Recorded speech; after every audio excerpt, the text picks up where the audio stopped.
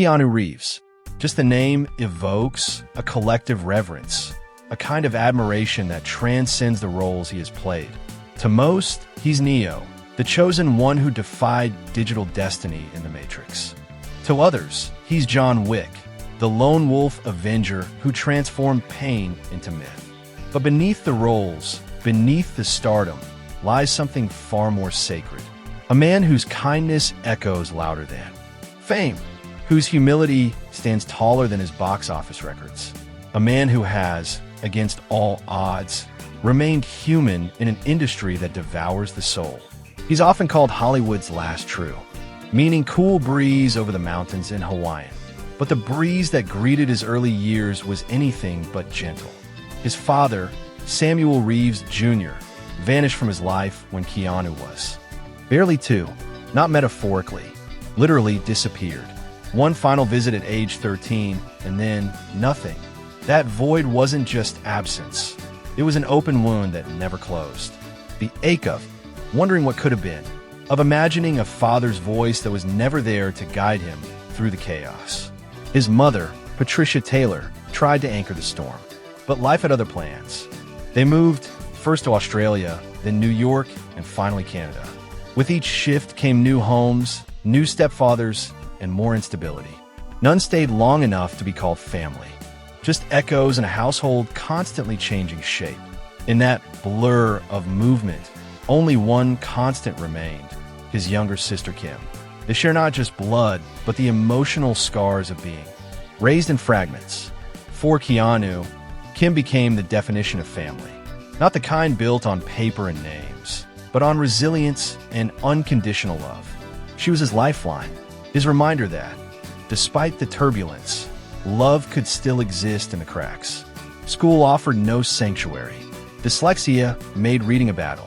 Every book was a wall. Every classroom, a battlefield where teachers mistook his questions for rebellion. One even expelled him for being too curious. But what they called defiance was just a boy desperately trying to make sense of a world that never made sense to him. If there was a place where he felt seen, it was on the ice. As a hockey goalie, he was a wall. Impenetrable, focused, fierce. For a brief moment, the chaos faded. The rink became his church. He dreamed not of Hollywood, but of Olympic gold, of making his country proud. But life, again cruelly, had other plans.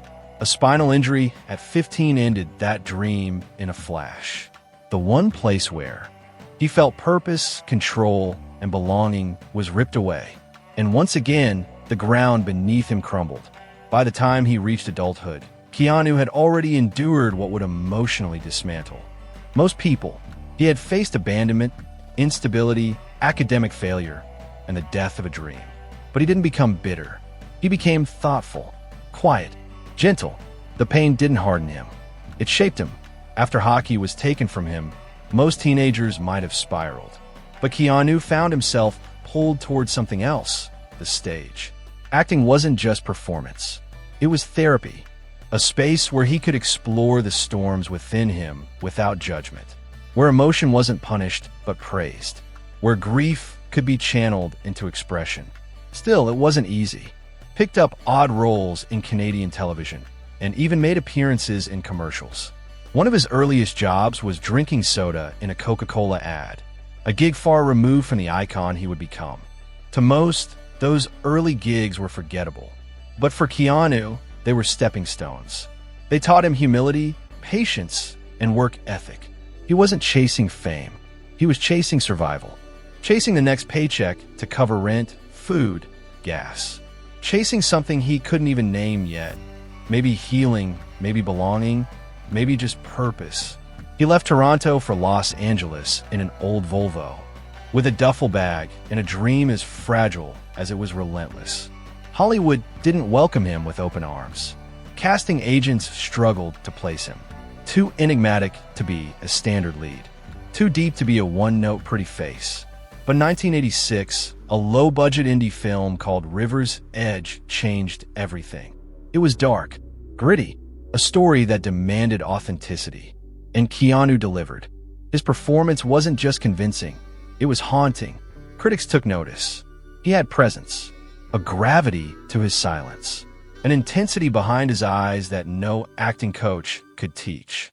Then came Permanent Record, a film about grief and youth, two things Keanu knew intimately. He brought something to the screen that couldn't be faked. Audiences didn't just watch him, they felt him. That's when people began to realize this wasn't just an actor, this was a soul. And then, seemingly out of nowhere, came Bill and Ted's Excellent Adventure. The world laughed. Keanu became a pop culture sensation overnight as the dim-witted, time-traveling Ted. But for him, the success came with a shadow. That lighthearted role became a label. The public now saw him as an airhead. Studios boxed him in. Critics questioned his depth. It was a blessing and a curse, a career-making role that nearly derailed his evolution as an actor. But Keanu didn't protest. He didn't explain himself in interviews or fight the perception. Instead, he waited, quietly, patiently, trusting that time would reveal the truth. What the industry didn't understand was that Keanu wasn't chasing applause. He wasn't chasing roles for fame or validation. He was searching for something more, roles that reflected the contradictions within him. Light and dark, joy and sorrow, peace and rage. His friendship with River Phoenix became a rare lighthouse during those early years. In my own private Idaho, their chemistry was undeniable. The film was raw, daring, and emotionally naked. River was electric, and Keanu was the steady current beneath the chaos. They were more than co-stars. They were soul brothers, two lost boys in a town full of illusions, bound by trauma, tenderness, and a shared refusal to pretend. Keanu once said River understood him in ways no one else did. Their friendship wasn't performative.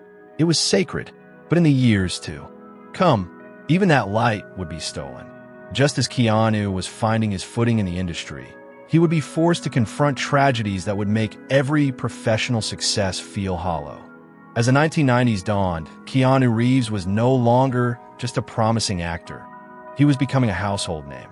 Point Break showcased him as a leading man with both physicality and emotional range. He wasn't simply chasing waves as Johnny Utah. He was chasing identity, meaning, and redemption, themes that echoed from his real life. Then came Speed, and the world exploded. The bus, the bomb, world built on illusion. And Keanu, with all his quiet grief, fit the role like a second skin. But what audiences never saw was the suffering behind the scenes. During training, he tore his body apart. Endless hours of martial arts, wire work that left his spine screaming, a serious neck injury that required surgery. He wore a brace during rehearsals. He learned fight choreography through pain that most people would call unbearable. But he showed up. He pushed through. He refused to let anyone down. The Matrix became a cultural phenomenon. But while fans saw a hero dodging bullets in, again, River Phoenix, his closest friend, died in 1993 outside the Viper Room from an overdose. He was just 23. The world lost a rising star.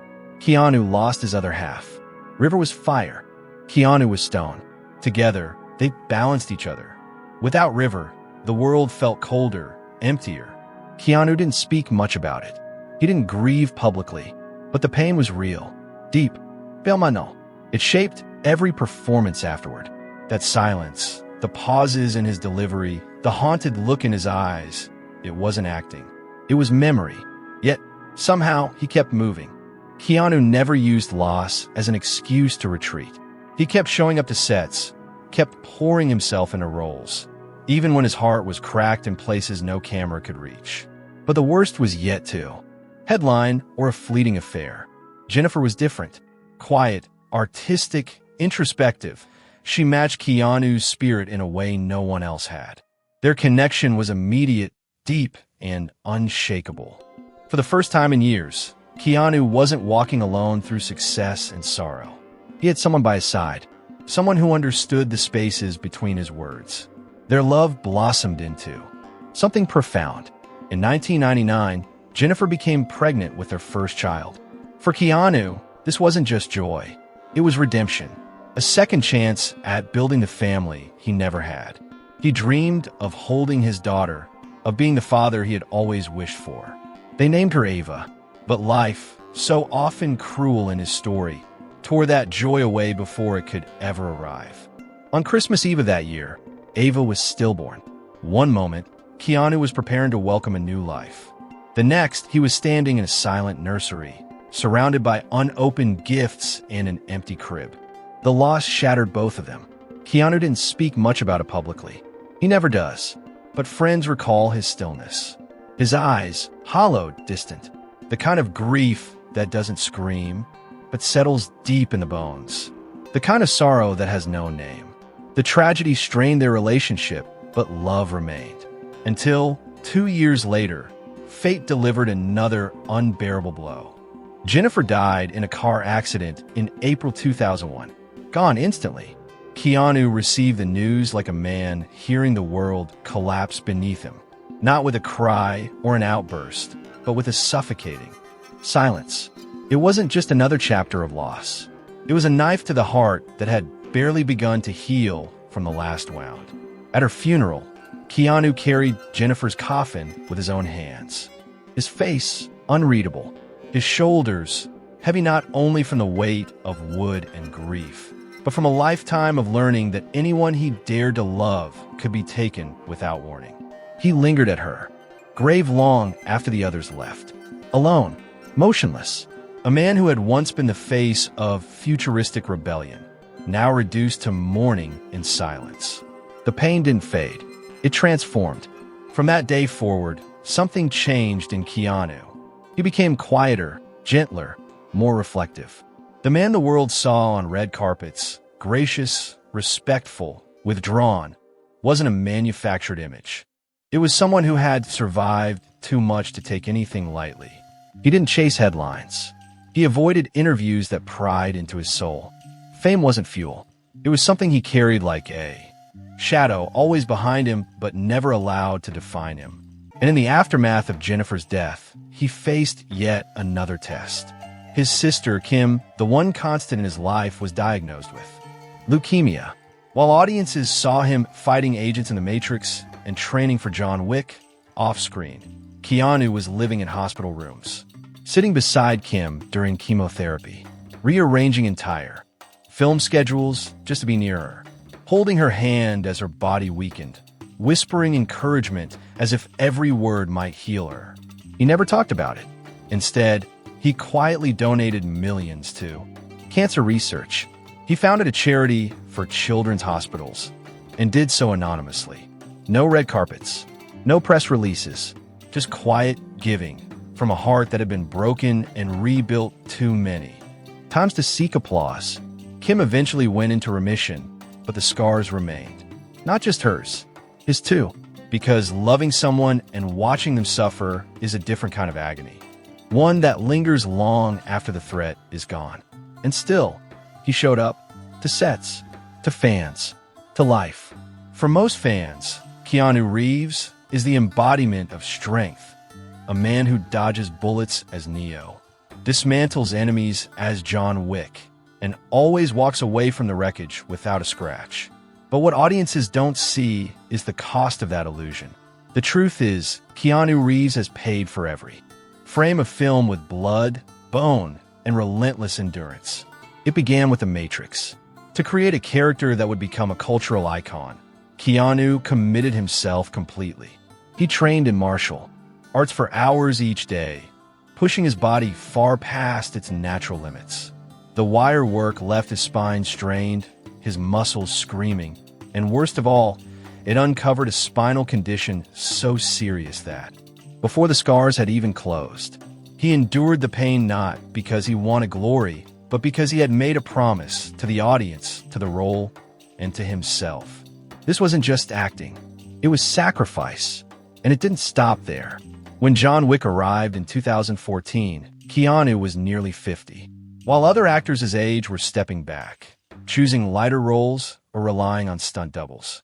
He went the opposite direction. He dove headfirst into the most physically punishing role of his career.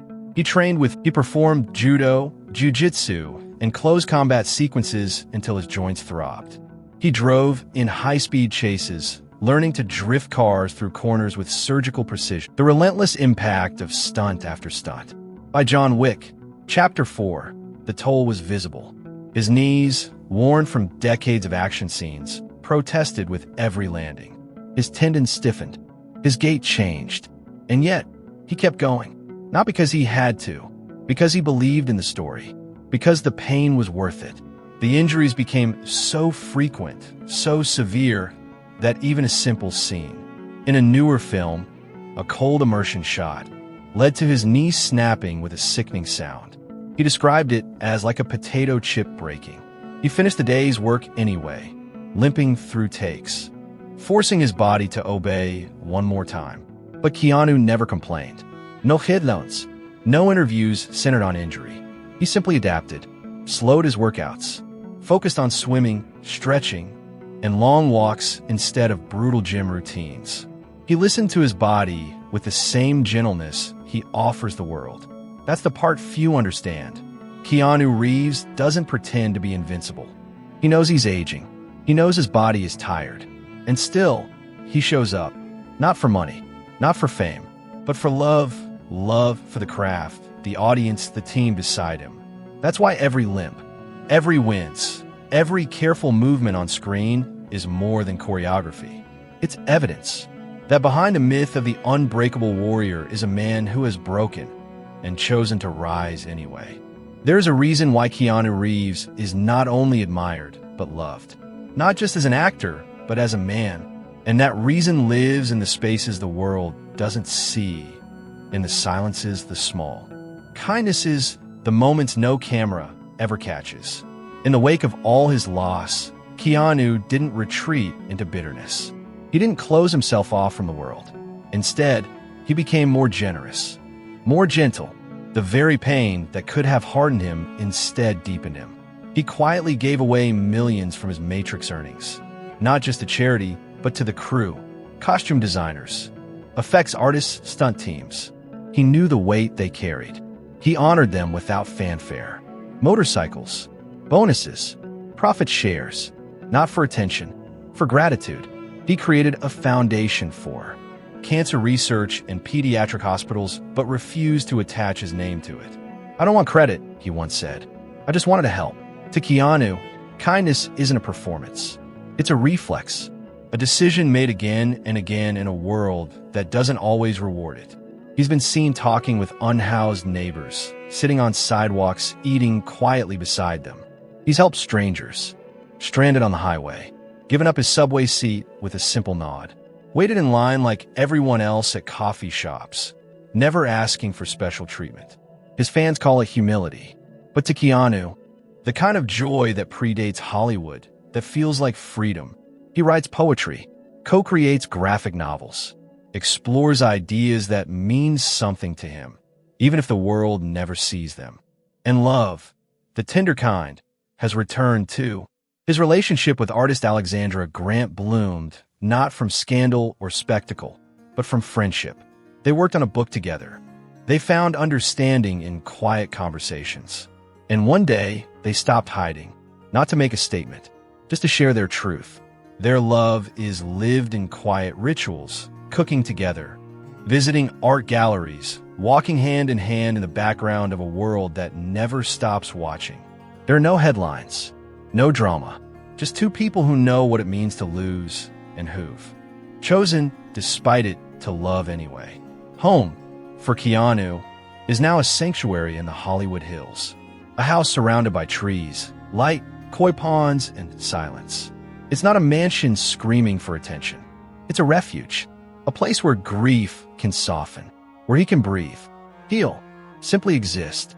And yet, even in peace, he continues to give, to act, to write, to create, not because he needs more, but because he has more to offer, a deeper well of emotion, a broader understanding of sorrow and hope.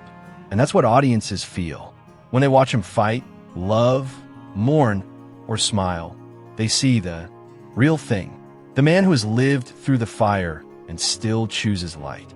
There are stars who chase the spotlight. And then there's Keanu Reeves, a man who lets the spotlight find him, only to gently step back and share it with others. He has never sought to dominate, only to endure, to keep moving quietly with grace. Now, after 6 decades of life, of heartbreak, recovery, sacrifice, and unrelenting perseverance, Keanu Reeves has become something more than an actor, more than a celebrity. He's become a symbol of what it looks like to live with depth in a world addicted to noise. His story is not the story of overnight success. It's not a highlight reel of victory after victory. It's a slow-burning epic about a man who has lost nearly everything. A father, a daughter, a soulmate, a best friend, and parts of his own body, and still gets up every day, choosing compassion over bitterness, presence over pretense. Fame never rewrote his values. Wealth never poisoned his humility, and sorrow never stole his soul. What sets him apart is not that he survived so much. It's that he did so without letting grief define him. Instead, he transformed it into empathy, into art, into a legacy that will outlive every box office record. Because here's the truth. The most important scenes Keanu Reeves ever acted out were not on camera. They were the ones the world never saw. Sitting beside his sister in a hospital room, holding his partner's coffin at her funeral, lingering quietly at a grave with no words left to say. He once said, "Grief changes shape, but it never ends." That sentence holds his entire life inside it. It's not a slogan. It's a lived truth. And maybe that's why so many people, from every generation, every corner of the world, feel so deeply connected to him. Because we've all known loss. We've all felt the sting of goodbye, the ache of what might have been. And when we look at Keanu Reeves, we see a reflection of our own struggle and our own strength. He reminds us that being kind is not weakness. That being quiet doesn't mean being empty. That being broken doesn't mean you're done. It just means you've lived. His home in the hills, surrounded by koi ponds and golden light, isn't a fortress. It's a metaphor, a place of peace, of quiet rhythm, of acceptance. A reminder that after chaos, there can still be calm. After pain, there can still be presence. Keanu Reeves may still return to the screen. Maybe once more as John Wick. Maybe not. That decision, like all his others, will come from the heart, not the paycheck. But whether he steps back into the fight or chooses to rest, the truth remains. He has already given us enough. Enough wisdom, enough strength, enough tenderness. And if the world ever forgets the quiet power of resilience, all it has to do is look back at the life of the man who never stopped walking forward, no matter what was taken from him. Not for glory, not for revenge, but because somewhere deep inside, he still believed in goodness. And that, more than any role he's played, is what makes Keanu Reeves a legend.